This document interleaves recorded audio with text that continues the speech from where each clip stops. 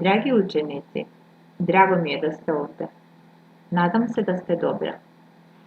Ja sam nastavnica Ordanka. Radim u 4. razred u osnovnoj školi Rajko Žinzipov iz Orizara Velas. Danas ću sa vama raditi na čas bosanskog jezika. Šta ćemo da radimo? Naš je nastavni sadržaj ponavljanje i vježbe za sva znanja koja ste dosad stekli o glagolima. Kako ćemo to raditi? Ponovit ćemo koje riječi su glagoli, šta označavaju, kako se prepoznaju, u kojoj se formi prikazuju. Možemo početi. Glagoli su riječi koje označavaju dejstvo, rad, stanje i zbivanje. Glagoli sviram, trči, pjevate, pišu, pokazuju dejstvo u koje neko nešto radi. Pokazat ću vam to uz pomoć rečenice. Ja sviram violinu. Haris trči po livadi. Vi pjevate pjesme. Oni pišu domaći. Glagoli sjedi, raduje se, spava, voli, označavaju stanje u koje se neko nalazi. Ovo se obično odnosi na stanje mirovanja. A sad rečenice. Djeda sedi u avliji. Haris se raduje novom fudbalu. Beba spava u kolicima. Almisa voli da crta. Glagoli svanulo, naoblačilo se, puše i grmi pokazuju da se nešto dešava u prirodi. Sad mogu rečenice. Svanulo je novo jutro iznad Orizara. Čim sam izašla napolje, naoblačilo se. Odjednom je počeo da puše vjetar. Začas je i počelo da grmi. Postoje 3 glagolska vremena. To su prošlo, sadašnje i buduće vrijeme. Sad ćemo preko glagola piše da pogledamo kako se u sva ova vremena mijenja glagol piše. Sporije sam pisao domaći u 3. razredu. Sam pisao. To je dejstvo koje je već savršeno. Zato se i glagol sam pisao odnosi na prošlo vrijeme. Brže pišem domaći. Pišem. Ovo se odnosi na sadašnji trenutak, a zbog toga i glagol pišem pripada u sadašnjem vremenu. Zadnja rečenica. Još brže pisati. Domaći u 5. razred. Pisati. Glagol koji ukazuje na to da se dejstvo treba dogoditi u vrijeme koje tek dolazi i zato pripada u budućem vremenu. Ja se nadam da vi svakodnevno pišete domaći zadatak i da rukopis i brzina postaje sve bolje i bolja i da ćete što brže u školi da vaša nastavnica ili nastavnik vidi kako ste vi napredovali. Oblik glagola se može promijeniti. Glagoli koji se odnose na nekoga, lice koje nešto radi, povezani su sa ličnim zamjenicama. Na primjer, glagol priča promijenio bi se ovako. Glagoli se mijenjaju u jednini i u množini. U jednini prvo lice ja pričam, drugo lice ti pričaš, treće lice on priča, ona priča, ono priča. U množini prvo lice mi pričamo, drugo lice vi pričate, treće lice oni pričaju. Sljedeći dio se odnosi na naš zajednički rad. Potreban pribor vam je samo papir i olovka. Tako bi mogli zapisati odgovore na pitanja. Za svako pitanje izaberite odgovor koji mislite da je tačan, od A B ili C. Nakon svakog pitanja mi ćemo pogledati tačan odgovor. 1 poen dobije svako od vas koji je tačno odgovorio. Na kraju ćemo sakupiti poene i dobit ćete upute.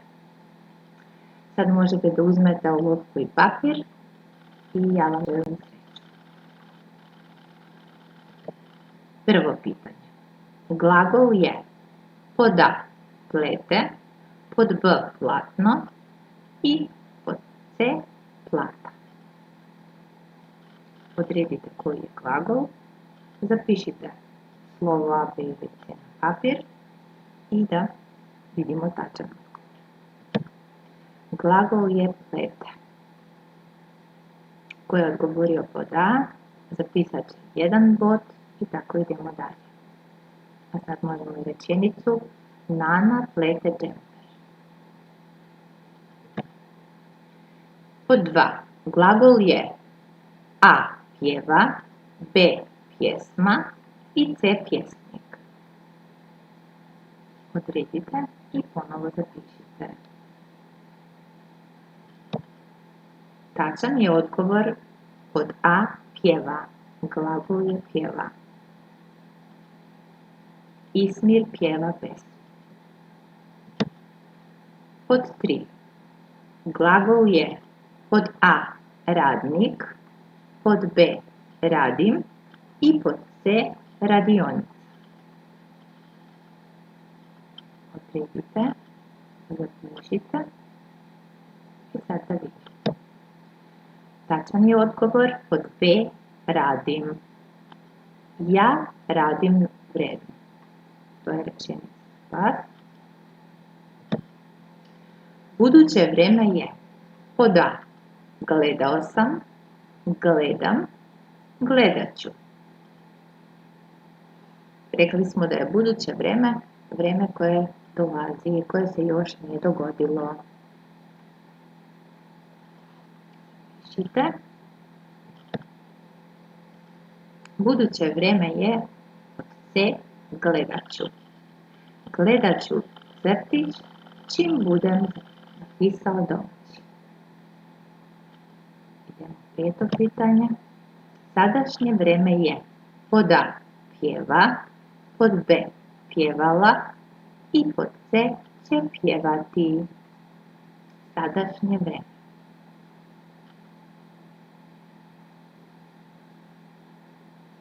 Tačni odgovor pod A.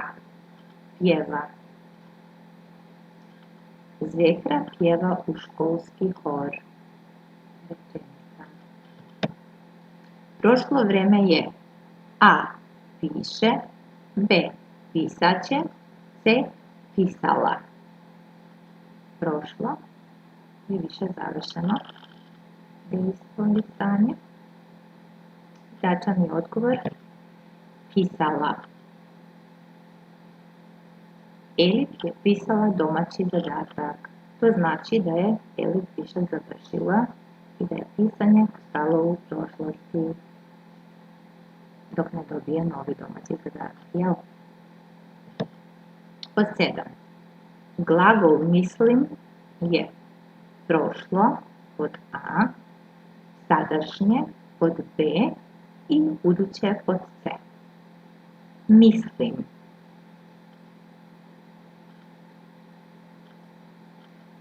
Tačni odgovor pod B. Glagol mislim je sadašnje vreme. Ja mislim da se vi osjećate lepo dok gledate ovaj video. 8. Glagol mislili smo je pod A. Buduće, pod B. Sadašnje i pod C. Prošlo. Mislili smo. Ajde, pomislite i zapišite odgovor. Tačan je odgovor pod C. Mislili smo. Prošlo vreme. Mislili smo da će ovaj kviz da bude težak. Pod 9. Glagol pjevaču je Pod A buduće, pod B prošlo i pod C sadašnje.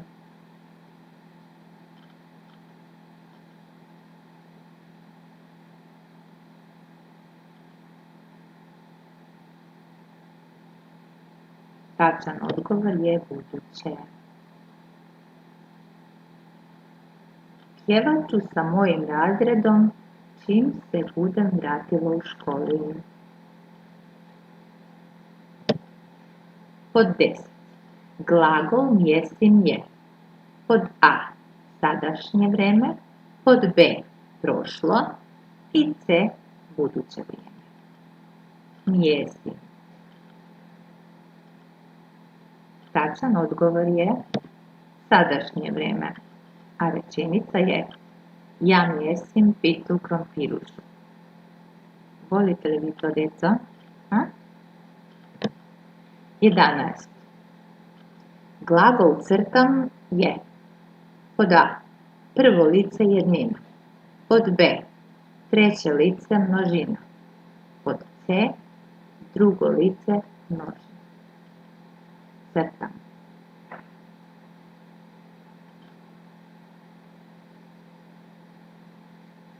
Tačan odgovor. Glagol crtam je prvo lice jednina. Ja crtam sunce. Crtam.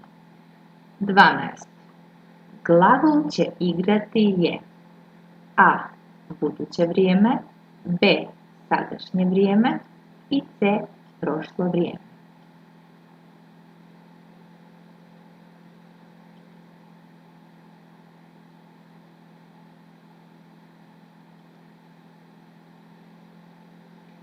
Tačan odgovor. Glagol će igrati je buduće vrijeme.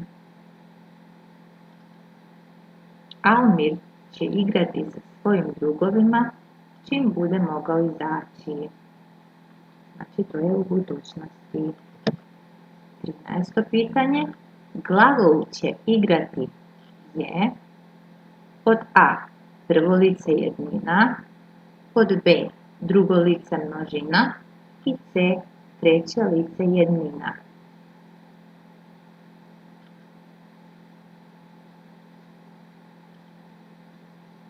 Opet se radi o istim glagolom, će igrati. Nadam se da ste gotovi. Tačan je odgovor. Treće lice jednina. Glagol će igrati. Rekli smo Almir će igrati fudbal, tako je bila naša rečenica. Znači, prvo lice jednina je ja, drugo lice jednina je ti, treće lice jednina je on, ona i ono. On se odnosi na Almir. I još zadnje pitanje. Glagol čita u drugo lice množini glasi. Pod A čitam, pod B čita i pod C čitate.